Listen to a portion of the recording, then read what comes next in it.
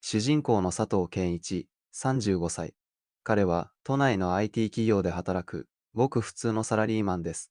その日は朝から立て続けに発生したトラブル対応に追われ、心身ともに疲労のピークに達していました。はあ、やっと終わった。今日の会議、本当に長かったな。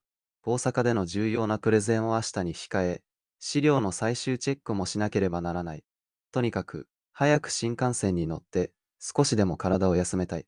駅のホームは、金曜日の夜ということもあり、家路を急ぐ人々や、週末の旅行へ向かう人々でごった返していました。人波をかき分けるようにして、ようやく自分が乗る乗車口にたどり着いた佐藤。発車時刻は刻一刻と迫っています。新幹線に滑り込み、ほっと一息ついた佐藤は、自分の指定席である12号車8番 A 席を目指します。重いカバンと疲れた体を引きずりながら、ようやく目的の席にたどり着いたその時でした。彼の席であるはずの窓側の A 席に、見知らぬ女性が腰を下ろしていたのです。女性は30代半ばくらいでしょうか。少し派手な身なりで、イヤホンで音楽を聴きながら、スマートフォンに夢中になっています。佐藤は自分のチケットを何度も確認します。12号車8番 A 席、間違いありません。長時間の仕事で疲弊しきっていた佐藤にとって、これはあまりにも酷な仕打ちでした。しかし、ここで感情的になってはいけない。そう自分に言い聞かせ、彼は深呼吸を一つすると、穏やかな口調で女性に話しかけることにしたのです。佐藤はできるだけ穏便に済ませようと努めて、優しい声で話しかけました。すみません。恐れ入りますが、そちらの席、私の席のようなのですが。その声に、女性は、億劫そうに、イヤホンの片方を外し、迷惑そうな顔を佐藤に向けました。は、何ですか。ですから、そのお座りの席が、私の指定席のようなので、チケットを、お見せしましょうか。そう言って、佐藤がチケットを提示しようとした、その時です。女性は、信じられない言葉を口にしました。は私が先に座ってたんですけど。ここ、自由席でしょ。自由席。いや、この車両は全席指定のはずだ。何を言っているんだこの人は。佐藤は一瞬、言葉を失いました。しかし、ここで引き下がるわけにはいきません。いえ、この車両は全席指定席ですし、これが私のチケットです。8番の A 席、間違いありません。そう言って、今度こそはっきりとチケットを女性の目の前に示しました。しかし、女性はチケットを一別しただけで、悪びれる様子もなく言い放ちます。そう。でも、もう座っちゃったし、他の空いてる席に座ればいいじゃないですか。ほら、あっちとか、まだ空いてますよ。そう言って、彼女が指さしたのは、通路を挟んだ反対側の3列シートの真ん中の席でした。窓側でもなく、通路側でもない、最も窮屈な席です。なんだ、この理不尽は。なぜ、正規の料金を払って指定席を取った僕が、そんな窮屈な席に座らなければならないんだ。佐藤の声は少しずつ大きくなっていきました。いや、ですから、私は、この A 席のチケットを持っているんです。あなたが利用するべきではありませんか。なんで。別にいいじゃん、細かいこと。若い男の人が、みっともないわね。私、疲れてるのよ。疲れているのはこっちだ。その言葉が喉まで出かかりましたが、佐藤はぐっとこらえました。二人のやりとりに、周囲の乗客たちも気づき始め、ちらちらと視線を向けてきます。しかし、誰も助け舟を出そうとはしません。車内には気まずい空気が流れ始めました。拉致が開かない。そう判断した佐藤は、最後の手段として、車掌を呼びに行くことにしました。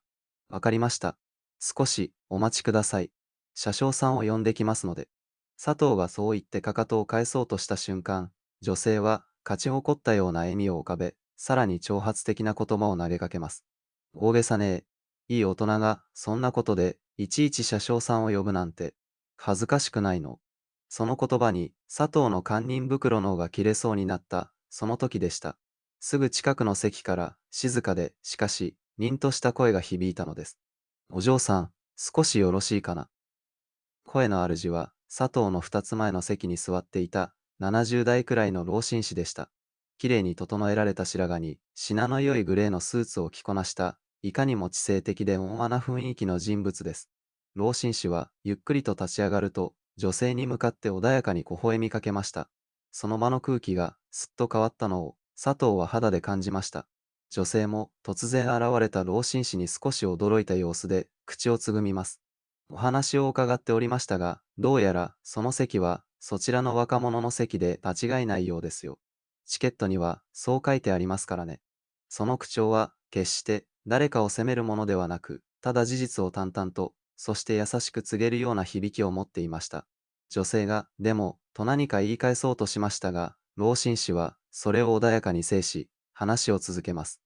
老紳士は少し懐かしむような目でゆっくりと語り始めました。実はね、私も若い頃、あなたと同じような経験をしたことがあるんですよ。長い出張の帰りでね、心身ともに疲れ果てていて、うっかり人の席に座ってしまったことがあるんです。その意外な言葉に女性も、そして佐藤も思わず耳を傾けます。その時、席の持ち主だった方は、私の疲れ果てた顔を見て、こう言ってくれたんです。どうぞ、お疲れでしょうから、そのままお座りください。私は、他の席を探しますので、とね。私は、その方のご好意が、本当に身に染みて、涙が出るほど嬉しかったのを覚えています。社内の誰もが、老紳士の話に引き込まれていました。女性も、先ほどまでの攻撃的な態度は、鳴りを潜め、真剣な表情で話を聞いています。老紳士は、そこで一度、言葉を切り優しい目でじっと女性を見つめました。そして、一呼吸置いてから、静かに、しかし、確信をつく一言を放ったのです。でもね、お嬢さん。それはあくまで、相手のご好意があってこそ、成り立つ話です。権利を声高に主張するあなたの場合とは、少し、話が違うようだ。その言葉は、まるで鋭い矢のように、しかし、決して相手を傷つけない温かい羽に包まれて、女性の心にまっすぐに突き刺さりました。正論で手繰りつけるのでも、感情的に非難するのでもありません。自らの体験談を交えながら、相手に気づきを与える、あまりにも見事な一手でした。老紳士は、さらに続けます。もし、どうしても席を移動するのがお辛いのでしたら、一つ、提案があります。そう言って、老紳士は、偶然にも空席だった自分の隣の席を、そっと手で示しました。よろしければ、私が車掌さんにお願いして、次の駅まででよければ、ここにお座りになれるか聞いて参りましょうか。もちろん、この席の指定権を持った方が来られたら、すぐに立たなければなりませんが、この提案は、まさに神の一手でした。女性がもしこの提案を受け入れれば、彼女は、自らルールを守らず人の行為にすがる人間であることを認めることになります。かといって、断れば、もうその席に座り続ける正当な理由は、何一つ残されていません。完全に逃げ道を塞がれたのです。方針師の言葉と、周囲の乗客からの静かでありながらも、雄弁な視線に、女性は耐えられなくなったのでしょう。みるみるうちに顔を真っ赤に染め、うつむいてしまいました。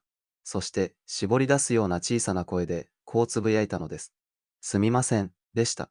そう言うと、彼女はそそくさと荷物をまとめ、足早に別の車両へと去っていきました。嵐のような時間が過ぎ去り、車内には一瞬の静寂が訪れました。我に返った佐藤は、すぐに老紳士の方へ向き直り、深く頭を下げました。本当に、ありがとうございました。助かりました。すると、老紳士は優しく手を振り、にっこりと微笑みました。お互い様ですよ。旅は気持ちよくしたいものですからね。さあ、どうぞ、あなたの席です。ゆっくりお休みください。その温かい言葉に、佐藤の胸は熱くなりました。ようやく自分の席に座り、窓の外に流れる景色を眺めながら、彼は先ほどの出来事を反芻していました。ひどい目にあった。だけど、なんだろう、この温かい気持ちは。あれだけ疲れていたはずなのに、心が洗われたようだ。もし、あのまま、自分が車掌を呼んでいたら、おそらく席は取り戻せたでしょう。しかし、後味の悪い、嫌な気持ちだけが残ったはずです。女性も、ただ、強制的に席を移動させられたという事実だけが残り、反省や気づきはなかったかもしれません。老紳士の対応は、力で相手をねじ伏せるのではなく、知恵と優しさで相手の心を動かすものでした。